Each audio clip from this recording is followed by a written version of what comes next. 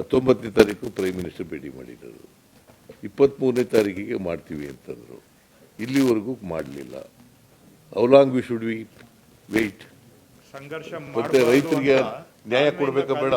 ಈಗ ನನಗೆಲ್ಲ ರೈತರಿಗೆ ಅನ್ಯಾಯ ಆಗಿದೆಯಲ್ಲಪ್ಪ. 48 ಲಕ್ಷದ ಹೆಕ್ಟೇರ್ ಪ್ರದೇಶದಲ್ಲಿ ಕೃಷಿ ಬೆಳೆ ಮತ್ತು ತೋಟಗಾರಿಕೆ ಬೆಳೆ ಹಾಳಾಗಿದೆ, ನಷ್ಟ ಆಗಿದೆ.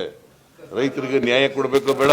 ಸೊ ನಮಗೇನಂತಂದ್ರೆ, ನಾವು we do not want to ಈ ಕಾನೂನು ಸಂಘರ್ಷ ಮಾಡಬೇಕು ಅನ್ನೋದು ಉದ್ದೇಶ ಅಲ್ಲ. ನಮ್ಮ ರೈತರು ಕಷ್ಟದಲ್ಲಿದ್ದಾರೆ. ರೈತರಿಗೋಸ್ಕರ ಇದು ಪೆಟಿಷನ್ ಅನ್ನ ವಿ ಆರ್ ಫೋರ್ಸ್